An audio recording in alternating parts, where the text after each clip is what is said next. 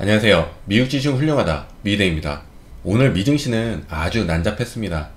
많은 종목들이 초반에는 상승하나 했더니 하락으로 바뀌면서 시가까지 깨면서 추가 하락이 나오다가 다시 상승 전환되면서 마감을 하였습니다. 다우는 내려서 마감을 했고요. 내일 CPI 발표를 앞두고 방향을 잡기는 어려웠겠죠. 그리고 CPI 결과로 0.5를 몇 번 올리고 끝날지 0.75 이야기가 또 나올지 결정이 될 수도 있습니다. CPI가 올라갔다는 것은 간단히 소비자가 구입하는 물건들의 가격이 올라갔다는 것인데요. 만약 개인의 연봉은 안 올랐는데 물가가 올랐다면 소비 감소가 일어날 수 있겠죠. 그럼 돈으로 살 수 있는 물건들이 줄었다고 볼 수 있고 화폐 가치가 떨어지는 것인데요. 저의 개인적으로는 CPI가 크게 하락하지 못했을 것으로 예상이 됩니다. 아주 조금 하락했거나 비슷하거나 오르지 않았다면 정말 땡큐고요. 조금 하락하면 연준에서는 인플레이션이 정점을 찍은 것 같다고 하면서 일어나겠죠. 지금 미국의 공급망 문제가 다시 일어나고 있습니다. 전보다는 많이 풀렸지만 그래도 조금씩 문제가 되고 있는 공급망 문제와 임금 상승으로 물건이 처음 만들어지는 곳에서부터 물건값을 올리고 있습니다. 업종마다 다르지만 이번에 또 가격 인상한 업종들이 많을 것으로 생각이 듭니다.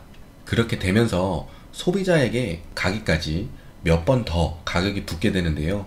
그리고 유가도 너무 많이 올라서 걱정이 되는 부분입니다.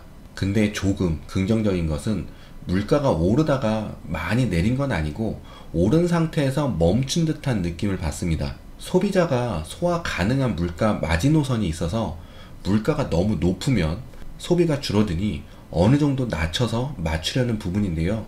소비가 줄고 있는 걸 느끼는 업체에서는 가격 인상 부분을 업체가 조금 떠맡고 있는 상황입니다. 그러면서 소비자들이 조금은 낮은 가격으로 물건 구입을 하게 되는 거죠. 약간의 물가 조정분이 있어서 CPI가 그래도 낮게 나올 것을 기대하게 만드는 부분입니다. CPI로 인플레이션의 정점이라는 부분이 나오면 증시가 반등하는 계기가 될 수 있겠습니다. 연준은 이때다 하면서 인플레이션의 정점이다 라고 하겠고요. 10년물 국채금리도 3% 밑으로 내린 상황에서 머물러 준다면 역시 반등할 수 있을 거라 생각이 듭니다.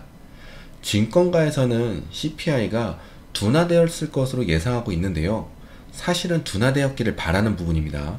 그래서 만약 반대로 예측보다 높게 나오면 문제가 될 수 있겠죠. 지금 연준은 인플레이션 때문에 금리를 올리고 있는데 금리를 올리는 시작 단계인 거죠. 경기는 안 좋아질 거라는 분위기가 만들어지고 있습니다. 많은 곳에서 증시 약세에 경기는 안 좋아질 것 같다는 이야기도 많이 나오고 있고요. 이유는 중국이 공급망 문제에 영향을 주고 있는데 중국 당국들도 걱정을 하고 있는 상황이라 경기 침체를 더 걱정하게 되는 부분이고요. 미국은 금리 인상을 하고 있고 중국은 공급망 문제 그리고 코로나 제로 정책으로 경기 침체를 우려하게 만드는 부분들입니다. 아람코에서 원유 공급 가격을 내려서 유가는 내리고 있는데요. 중국의 봉쇄로 수요 둔화가 이어질 수 있다는 부분으로 가격을 내렸습니다. 실제로 주유하러 가면 가격은 오르고 있습니다. 전혀 도움이 안 되는 상황입니다. 하지만 유가가 조금씩 빠지지 않을까 하는 예상입니다. 유가가 조금씩 빠질 수 있다고 예상되는 부분이 지금 경기 침체 이야기 나오고 있잖아요. 그러면서 소비 감소도 따라오게 되고요. 지금 소비 감소에 따른 소비재 관련 종목들도 하락을 하고 있는 상황인데요. 그리고 항공주, 여행 관련 종목들도 하락을 하고 있고요. 다 소비와 관련이 되어 있어서 영향을 받는 부분입니다. 에어비앤비는 고점에서 약 48% 하락을 하고 멘탈선인 130을 깨고 내려온 상황입니다. 그리고 항공주, 그 중에서 델타도 보시면 델타는 코로나 시국 이후 주가가 상승하다 횡보하는 구간이라 전고점으로 해서 보면 약 26% 하락을 한 상황입니다. 델타만 봐도 다른 항공주도 비슷하다는 것을 알 수 있겠죠. 제가 한국 가려고 티켓을 알아보니 3,000불이 넘더라고요. 코로나 전에 제 기억에는 1,800불 정도였던 것 같은데 많이 올랐습니다. 그래서 가는 것을 보류해 놓았고요. 가까운 곳이라도 가자 해서 캘리포니아를 알아봤는데 1,000불이 넘더라고요. 이게 작은 돈이 아니라서 여행 소비도 많이 줄지 않을까 생각이 듭니다. 제 친구는 일이 생겨서 한국을 가야 하는데 너무 비싸니까 가족들이랑 같이 못 가고 혼자만 간다 하더라고요. 3명이 움직이면 9,000불을 쓰는 건데 작은 돈이 아니니 할 수 없이 그렇게 결정했다고 합니다. 중산층들도 쓰기 쉽지 않은 금액이라 개인적으로는 중산층들도 여행 소비에 일조를 했었는데 점점 소비가 줄어들 것이라서 앞으로 유가 하락을 예상할 수 있는 바입니다. 유가가 하락하면 인플레이션에 영향을 줄 수 있는 부분이지만 물가 상승으로 수요 감소가 일어난 부분에서는 그렇게 크게 도움은 안 될 수 있는 부분입니다. 그래서 만약 유가 하락이 만들어진다면 떨어진다고 증시 상승이 나오겠다 라고만 보지 마시고 수요의 감소는 아닌지 소비 둔화는 아닌지 보시면서 가시면 좋겠습니다. 지금 연준에 대한 믿음이 많이 떨어진 상태입니다. 그리고 경기 침체가 우려되는 상황이지만 인플레이션 때문에 계속 금리 인상을 이어나가야 하는 상황인데 금리 인상이 인플레이션을 잡는 데 도움이 될 것이냐는 부분입니다. 하지만 지금 인플레이션을 잡을 수 있는 호재가 하나 던져진 듯 합니다. 중국 관세 철폐 가능성인데요. 옐런은 긍정적이고 무역 대표들은 반대하고 있는 상황입니다. 바이든 대통령이 언급한 것으로 보면 뭔가 조치가 취해지지 않을까 생각이 드는데요. 이건 크게 긍정적일 수 있는 부분입니다. 공급망이 인플레이션에 큰 영향을 주고 있는 상황이라서 할 수 있는 게 없으니 관세라도 어떻게 해주려는 건데요. 이렇게 되면 조금은 숨 쉴 공간이 생기고 물가를 떨어뜨릴 수 있는 좋은 부분이라 주목하면 좋을 것 같습니다. 개인적으로는 중국을 제재하는 부분이라서 여튼저튼 우선 인플레이션이 너무 심각하고 유통업들이 너무 힘드니 우선 살아야 하기에 관세 철폐가 시작된다면 인플레이션을 잡는 데 크게 도움이 될 수 있습니다. 단 여기에서 중요한 부분은 지금 한 번 더 중국 제품들의 가격 인상이 있기 전에 시행되어야 하는 부분입니다. 오른 가격은 쉽게 내려오기 힘드니 오르는 것을 막는 게 더 좋은 방법입니다. 차트 보고 가겠습니다. S&P는 지금 과거의 하락 추세선으로 들어온 상황입니다. 과거의 하락 추세선으로 다시 돌아와서 횡보하다가 전저점을 내리게 된다면 급락이 나올 수 있습니다. 이건 차트상의 해석입니다.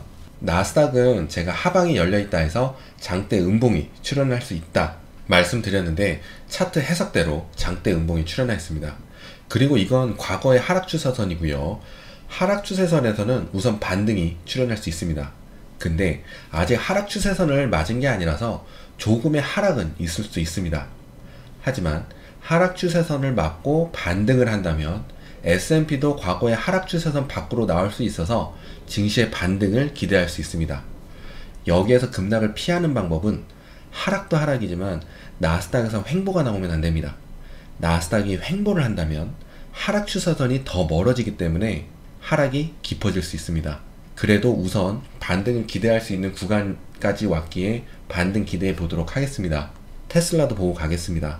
테슬라는 만약 평단이 900 부근에 있으시다면 한동안은 관망을 하시는 것도 좋을 듯 합니다. 800불 자리에서는 물을 타는 지점이 아니기에 물을 타도 무의미한 자리입니다. 종목 전략은 개인의 매수 지점마다 달라질 수 있다는 것을 알려드립니다. 증시를 지켜보시다가 정말 만약 추가 하락이 나오면 그때 물을 타시는 것을 추천드립니다. 약 700불 아래에서요. 700불 아래까지 갈 거라는 것은 아닙니다. 만약을 말씀드리는 부분이고요. 만약 주가를 모으고 싶으시다 하시면 700불 부근에서 매수 가능하겠습니다. 만약 평단이 1000불 위에 있으신 분들은 700불 부근에서는 물을 타시는 자리로 사용하시면 되겠습니다. 다시 말씀드리지만 매수나 매도의 추천을 드리는 것은 아닙니다. 그리고 지금 같은 증시에서는 매수한 지점이 바닥이기를 바라는 마음으로 매수를 하시면 힘드실 수 있습니다. 지금은 내가 좋아하는 종목의 주가를 모으는 시간표다 라고 생각하시고 매수하시면 좋겠습니다. 그리고 더 하락할 건데 매수하는 게 맞냐라고 말씀하시는 분들도 계실 텐데요. 저도 과거에 더 하락할 건데 매수하는 게 맞나 라고 고민 안 해봤겠습니까? 매수하고도 후회하고 매수 안 해도 후회하는 시간표도 많이 겪어봤습니다. 그래서 제가 만든 게 멘탈선이고요. 멘탈선은 하락시 반등이 나오면 금방 복귀하는 자리라서 멘탈이 잡히는 자리, 이런 자리에서만 꾸준히 물량 조절로 대응하면, 그리고 폭락이 나와도 멘탈선은 존재하기에 그 자리에서는 매수하면서 잘 운영을 하시면 상승 시 굉장히 좋은 수익률을 볼 수 있습니다. 제가 해봤으니까 알겠죠. 이번 해의 증시는 정말 힘든 증시라서 매수하는 시간표가 바뀌기도 하고 멘탈선의 이동도 있고 순간순간 조정이 많이 일어나는 증시입니다. 하지만 내가 믿는 종목에 있어서는 좋은 자리라 생각이 들면 자신있게 매수로 대응하시기 바랍니다. 증시 상황을 계속 보시고 물량 조절을 하셔야 합니다. 지금은 시간과의 싸움을 시작해야 하는 상황입니다. 굉장히 길어질 수도 있습니다. 그러니 길게 버티실 생각하시고 화이팅 하시기 바라겠습니다. 미줄 여러분 화이팅입니다. 이 또한 지나갑니다. 제발 버티시기 바랍니다. 오늘 영상은 여기까지 하겠습니다. 모두 좋은 하루 보내시고 꼭 부자 되세요. 고맙습니다. 안녕.